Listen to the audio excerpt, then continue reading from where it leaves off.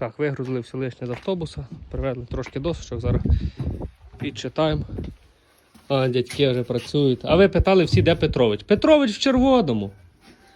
Петрович працює, просто він не хоче на камеру постійно показуватися. Будемо потрошки щось починати робити. Тут ще не вигребли. Вигребли поки тільки резину.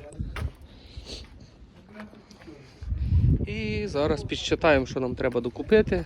Поїдемо закупимося. Будемо думати, якийсь тамбур зробимо, щоб удобно було зайти. Якийсь вітер зривається.